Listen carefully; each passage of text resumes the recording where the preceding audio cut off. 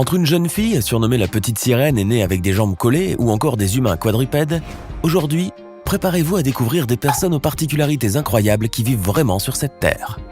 5 membres d'une même famille pour le moins intrigantes ont la particularité de marcher non seulement sur leurs pieds comme vous et moi, mais également sur leurs mains. Ces derniers, découverts sur la côte orientale méditerranéenne de la Turquie, près de la frontière avec la Syrie, sont en effet quadrupèdes. 3 d'entre eux se déplacent exclusivement à 4 pattes, les jambes tendues, tandis que les 2 autres peuvent faire quelques pas debout, la tête et les genoux fléchis. Une condition qui a déconcerté les scientifiques. Toutefois, ces frères et sœurs, dont un seul homme souffre en réalité d'une déficience génétique appelée le syndrome d'Ünertan, du nom du physiologiste turc qui l'a découvert. Depuis, plusieurs physiologistes, neurologues et psychologues ont examiné ce phénomène. Pour certains, ces individus quadrupèdes sont retournés à une forme instinctive de comportement abandonné au cours de l'évolution. Et pour cause, des scientifiques pensent que les premiers hominidés marchaient justement ainsi.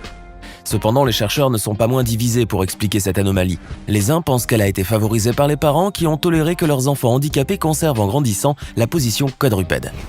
D'autres y voient plutôt une combinaison génétique rarissime. Quoi qu'il en soit, ce syndrome est pour le moins hors du commun, d'autant plus qu'il se caractérise également par un langage limité, un grave retard mental et une conscience de soi réduite. Né en 1999 dans le Maine aux États-Unis, Silo Pepin a attiré l'attention du monde entier en raison de sa maladie rare.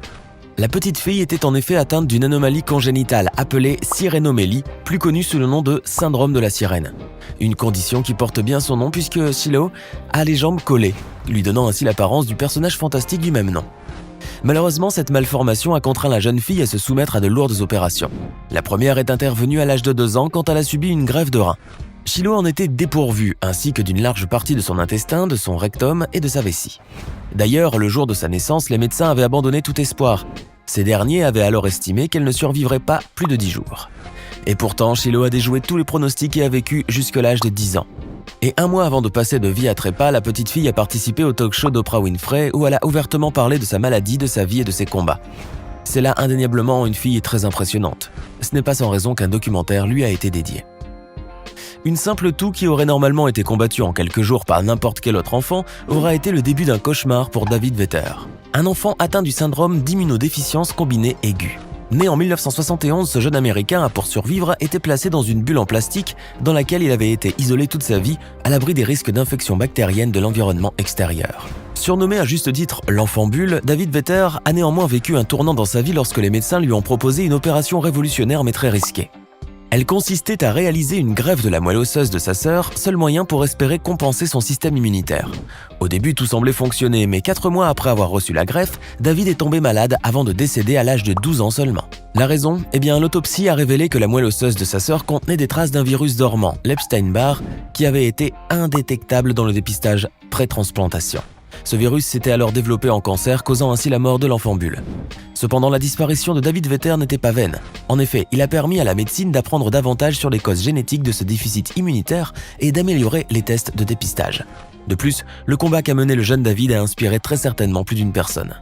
Voici maintenant l'un des hommes les plus lourds de tous les temps. Né en 1962 aux États-Unis, Patrick Dewell a été diagnostiqué pour la première fois comme obèse à l'âge de 4 ans.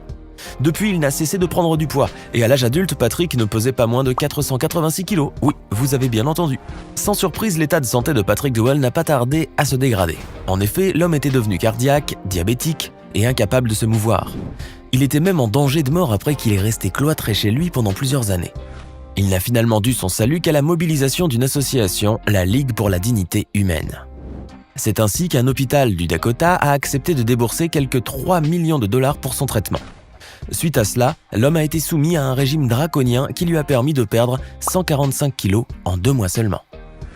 Ce qui est tout à fait remarquable. Néanmoins, ce n'était pas suffisant. Les responsables hospitaliers espéraient alors qu'il perdrait 200 autres kilos dans un délai de 18 mois afin qu'il puisse subir une opération chirurgicale. Malheureusement, il a rapidement repris du poids après avoir arrêté son régime. Et en 2016, Patrick Dewell est décédé à l'âge de 54 ans suite à des complications. Cependant, il continue encore de faire parler de lui. Après tout, il fait partie des personnes les plus lourdes jamais connues sur Terre. Lasset Praladjani clamait de ne pas avoir consommé d'eau ou de nourriture depuis l'âge de 11 ans.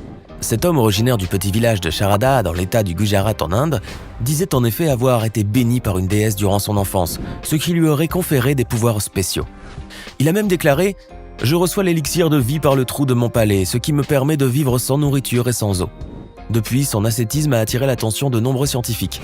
Ainsi, des équipes médicales indiennes ont décidé de l'observer à 2 reprises, en 2003 et 2010. Au cours de la seconde étude, durant laquelle il était surveillé en permanence par des caméras, il a tenu sans boire ni manger, mais aussi sans uriner ni déféquer pendant 2 semaines. Ce qui est totalement incroyable. D'ailleurs, les médecins chargés de l'observer étaient stupéfaits. Mais alors, comment est-il possible qu'une personne survive sans boire ni manger, diriez-vous ? Eh bien, ce phénomène est aujourd'hui un mystère. Cependant, il n'est pas possible de vérifier si Prahlad Jani n'a jamais consommé de nourriture ni d'eau pendant toutes ces décennies. Néanmoins, de nombreuses personnes pensent effectivement qu'il a supporté un jeûne dès son plus jeune âge, jusqu'à sa mort, à l'âge de 90 ans. Wang Fang est à première vue une femme comme les autres. Sauf que cette chinoise originaire de Changning a les jambes et les mains à l'envers. Une anomalie très rare mais qui ne l'empêche pas de mener une vie tout à fait normale. La jeune femme affirme même « Je peux courir plus vite que la plupart de mes amis et j'ai un travail normal en tant que serveuse dans le restaurant familial. Il n'y a aucune raison que je sois considérée comme une personne handicapée. » D'ailleurs, elle a refusé de recevoir une pension d'invalidité. Wang ajoute en ce sens « Je peux marcher comme n'importe qui d'autre, je suis comme tout le monde, seulement je porte mes chaussures par l'arrière. » Aujourd'hui, la jeune femme est une heureuse maman d'un petit garçon qui, lui, a bel et bien les pieds dans le bon sens. José Salvador Alvarenga, un pêcheur originaire du Salvador, a fait le tour de la toile grâce à son histoire hors du commun. Tout commence le 20 décembre 2012, lorsque José, accompagné d'un autre pêcheur, a quitté les côtes mexicaines pour une expédition de pêche au requin. Malheureusement, tout ne s'est pas déroulé comme prévu puisque leur bateau, pris dans une tempête, a été entraîné vers le large. Au même moment, le moteur a lâché et les 2 pêcheurs se sont retrouvés au beau milieu de l'océan. Ils étaient alors contraints de survivre via un régime à base de poissons et d'oiseaux crus et en guise de boisson du sang de tortue et de l'urine. Un mode d'alimentation si peu appétissant que le jeune pêcheur en a succombé. José, surnommé à juste titre le naufragé du Pacifique, s'est donc retrouvé seul dans l'océan durant 13 mois. Au final, il a échoué sur les îles Marshall, soit à près de 12 500 km de son point de départ où il a été secouru et transporté à l'hôpital. Toutefois, de nombreuses personnes ont douté de la véracité de son récit. Ainsi, l'homme a été soumis au détecteur de mensonges et qui a confirmé que son histoire était à 100% vraie. Ce qui est, admettons-le, totalement surprenant. Néanmoins, le pêcheur a désormais la phobie de la mer et il est suivi psychologiquement. Lorsque Tiffany Geigel, originaire de New York, a vu le jour, les médecins ont annoncé aux parents que leur bébé était atteint d'une maladie génétique rare des os, connue sous le nom de syndrome de Jarko-Levin. Une condition qui en général est fatale pour les personnes atteintes de cette malformation. Et pourtant, Tiffany a réussi à prouver qu'elle pouvait avoir une vie longue et surtout normale. En effet, la jeune femme, décrite comme ayant 4 jambes, est âgée de 32 ans, et elle est même une danseuse professionnelle. En revanche, la jeune femme est constamment victime de railleries à cause de son physique atypique. Mais en dansant, Tiffany parvient à changer la perception des gens. Elle affirme justement « Quand les gens me voient danser, ils sont époustouflés. La plupart du temps, quand ils me voient, ils pensent automatiquement que je ne peux rien faire. La danse est ma façon de prouver que les gens ont tort. » Il faut dire que cette jeune femme est réellement remarquable. La légende de l'apnée, Herbert Nietzsche, détient le record de profondeur avec moins de 153,2 mètres en no limit, une discipline controversée en raison de sa dangerosité. Elle n'est plus pratiquée en compétition et elle est interdite de manière individuelle. Toutefois, lors de son exploit surhumain, en 2012, Herbert a été victime d'un AVC en pleine mer. En effet, lors de sa remontée vers 80 mètres, il s'est retrouvé entre le sommeil et le blackout et a raté l'indispensable palier de décompression prévu. Après avoir regagné la surface, il est retourné à 9 mètres de profondeur pour marquer son palier. Cependant, suite à cela, il a passé une semaine en coma artificiel et entre 3 et 4 mois sans pouvoir bouger de son lit. Néanmoins, l'homme qui ne manque pas d'air défie les diagnostics des médecins qui lui prédisaient qu'il ne pourrait plus plonger. Et oui, aujourd'hui, Herbert Nietzsche plonge encore. Il est décidément un véritable martien. La petite Runa Begum, originaire du nord-est de l'Inde, a fait le tour des médias à cause de sa tête anormalement grande. Elle est en fait née avec une grave maladie neurologique qui se traduit par l'augmentation du volume des espaces contenant le liquide céphalo-rachidien, provoquant une pression sur le cerveau. La circonférence de sa tête a ainsi atteint 94 cm, soit près de 2 fois plus que la normale pour un enfant. Ce qui a soulevé un élan de solidarité dans son pays et à l'étranger, notamment en raison de l'extrême pauvreté de ses parents. Un hôpital de New Delhi a ainsi accepté de la traiter sans frais. S'en est alors suivi une série d'opérations chirurgicales qui ont permis à la petite fille de réduire la circonférence de sa tête d'environ 40 cm. Cependant, comme certains médecins s'y attendaient, la petite fille n'a pas pu survivre longtemps. Elle est morte à l'âge de 5 ans. Une nouvelle qui a attristé un bon nombre de personnes à travers le monde. Wolfgang Kirsch, né à Berlin, est un homme hors du commun en raison de son corps entièrement tatoué. Même le blanc de ses yeux est teint en noir. Pourtant, la moindre petite erreur du tatoueur aurait fait perdre la vue à Wolfgang. Un risque que ce dernier était prêt à prendre car pour lui ces tatouages embellissent sa peau. Néanmoins, il est bel et bien conscient que son apparence hors norme attire l'attention des gens. D'ailleurs, il aime se faire remarquer, faire peur aux gens et être différent des autres. Mais Wolfgang ne s'est pas contenté uniquement de se tatouer, loin de là. L'homme surnommé Magneto a même mis des aimants sous sa peau, ce qui ne manque pas d'étonner plus d'une personne.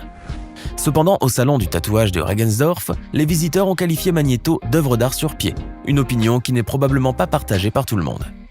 Maintenant, à votre tour de nous dire en commentaire laquelle de ces personnes qui existent vraiment sur Terre est selon vous la plus impressionnante.